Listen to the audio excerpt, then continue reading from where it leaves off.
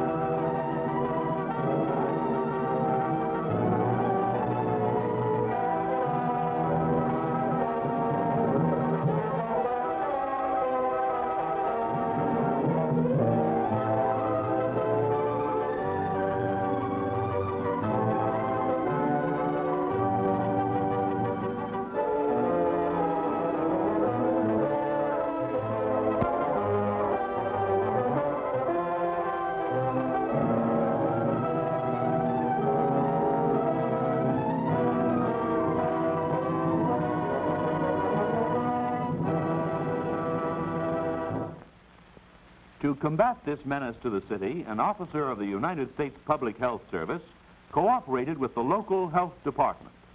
One of the first steps in the campaign was to discover permanent mosquito breeding places, such as old cisterns, basins, shallow wells, fire barrels, and numerous other containers capable of holding water. Health officials had constantly warned the people of these dangerous conditions and of the way mosquitoes spread to smaller receptacles.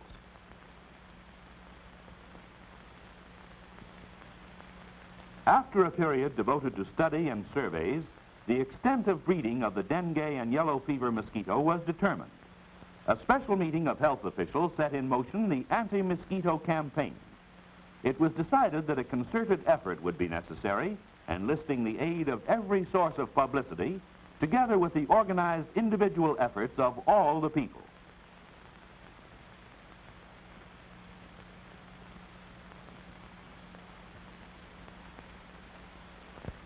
With the health of an entire city in jeopardy, the mayor promptly issued a proclamation regarding the urgency of the situation and asked that everyone participate in eliminating the dengue yellow fever mosquito.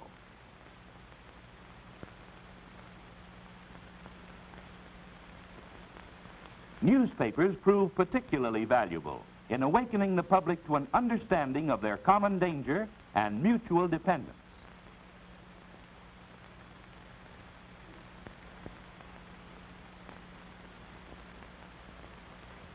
Officials of civic organizations assisted the health officers in recruiting leaders and obtaining cooperation from the public through knowledge rather than action enforced by law.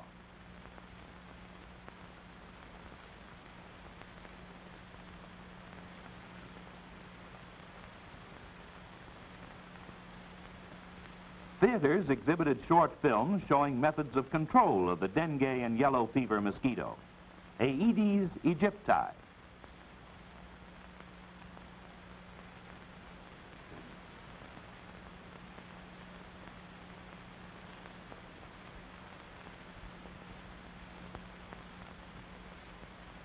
Teamwork was stimulated in schools as a direct result of the educational programs, which included the showing of motion pictures on mosquitoes, their life habits, and various methods of control.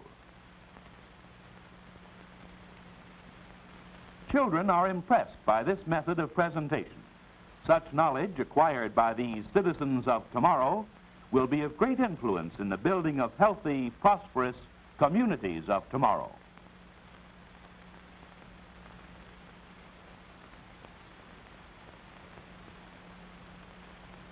Progress of the campaign was broadcast daily by local radio stations. This method was most effective in reaching the housewife, the self-appointed guardian of the family welfare, whose cooperation is vital to the success of any health campaign. Instructions and educational material were supplied to the Boy Scouts, since they had volunteered to inspect homes and tell the people about the hazard to the city. Districts were set up based on geography and population. As an additional incentive for action, it was decided to give a V-Merit Award to cooperating residents. Pamphlets on the Aedes aegypti mosquito were made available for distribution to every home, together with an instruction sheet showing methods of destroying their breeding places and posters urging definite action.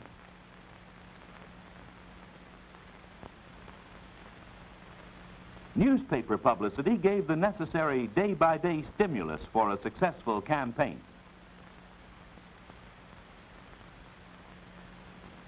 School children were eager to take part in the mosquito control program since they had been so thoroughly informed of its importance.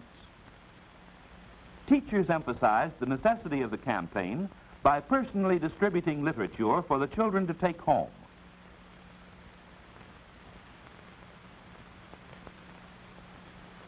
Parents were interested and realized the need for eliminating the dengue and yellow fever mosquito. They welcomed instructions on how to get rid of mosquitoes in and around their homes. A call to arms found the Boy Scouts prepared and anxious to undertake their duties. After being instructed by their leader, they started on their way to distribute pamphlets and inspect premises.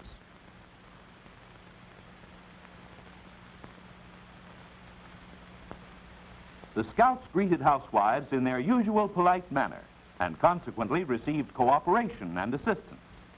Each scout had received instructions about possible breeding places and was determined to make a thorough inspection of each home. This attitude often stimulated the housewife's concern and careful observation. If it holds water, it will hold mosquito larvae.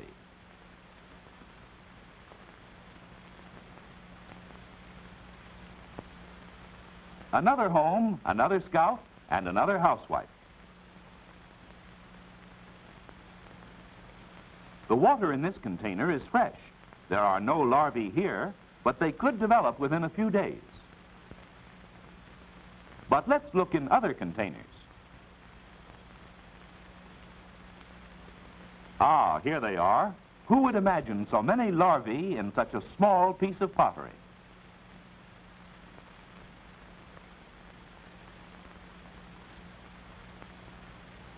Any container capable of catching water is a potential mosquito breeding place and should be immediately destroyed or emptied and turned bottoms up.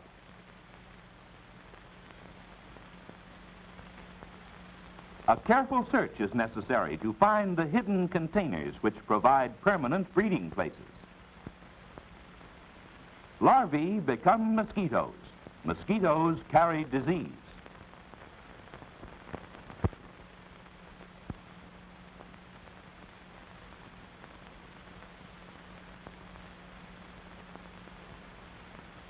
Inside or outside, it makes no difference. Man-made containers, small and large, harbor Aedes aegypti mosquito larvae.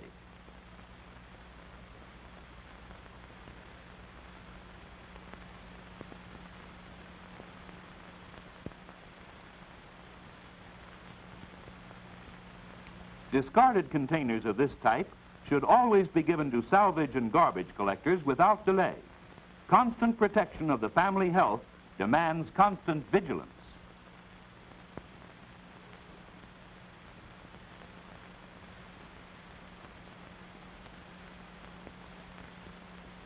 All drinking pans should be emptied and washed at least twice a week.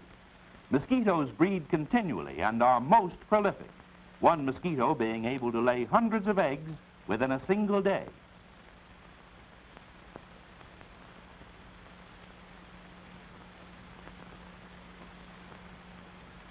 After each home had been thoroughly inspected, the cooperative housewife was given a merit award. Display of this award was evidence of her intention to continue keeping her home free from dengue and yellow fever mosquitoes.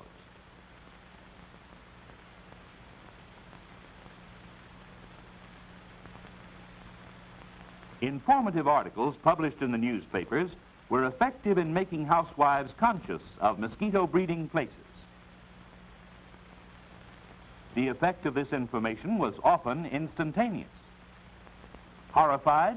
No wonder. Such a small plant and all those wiggle tails in the water.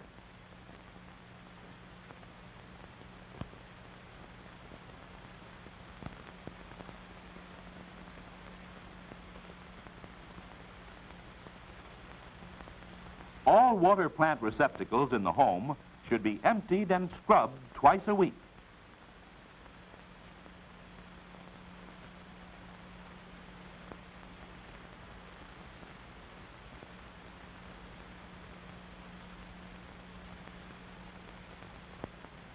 The stems of the plant should be carefully rinsed to remove any remaining mosquito larvae.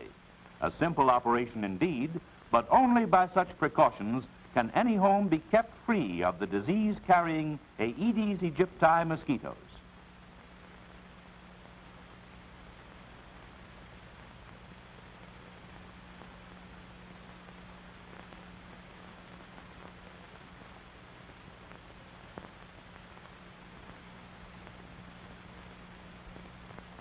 Since most water plants grow well in soil, it was recommended that where possible the change be made. Potted plants never breed mosquitoes.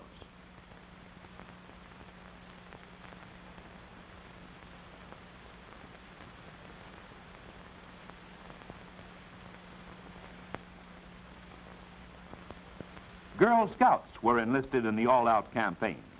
They discovered and destroyed numerous breeding places, including those in cemeteries.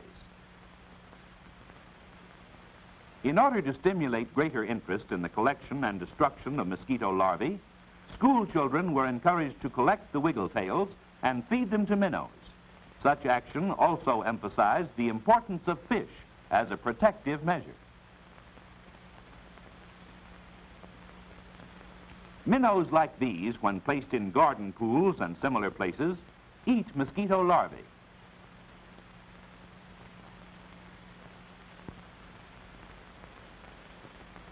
Every section of the city was thoroughly inspected. Vacant lots were found with accumulations of refuse. The scouts punched holes in containers to make sure they would never again be capable of holding water and mosquito larvae. Community cooperation is essential in all health education programs, since cleanup in one area contributes to the welfare of the entire community. Mosquito larvae are often found in unsuspected places, such as old discarded tires containing water. There's just about one efficient way to get water out of these tires. And this is it.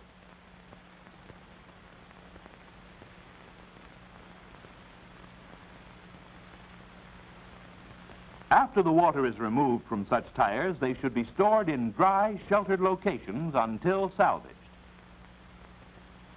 This man, by cooperating in the campaign, helped protect the health of his family and neighbors, thereby receiving the Merit Award.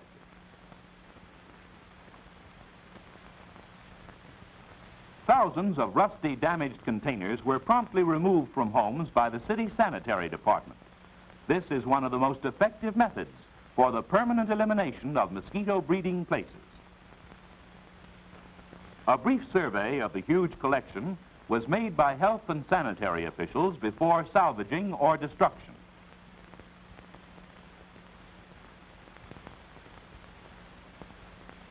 Posters were displayed throughout the city to keep the public ever mindful of the mosquito menace.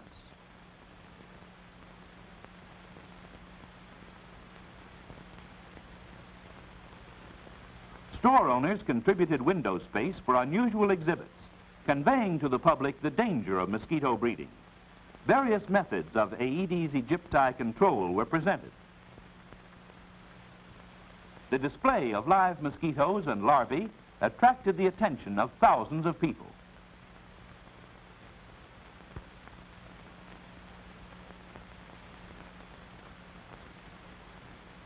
The larvae-eating minnows impressed many spectators as being an effective way to combat the mosquito hazard.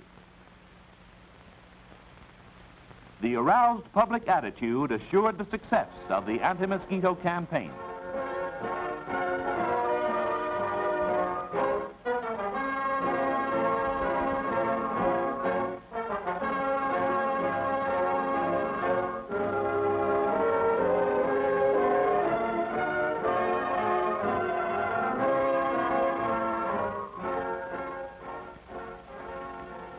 You have just observed how one city awakened to the potential danger of uncontrolled dengue and yellow fever mosquito breeding and cooperated in an urgent community project. By organizing the entire population of the city, immediate results were obtained and citizens continued the control program to ensure permanent freedom from dengue and yellow fever.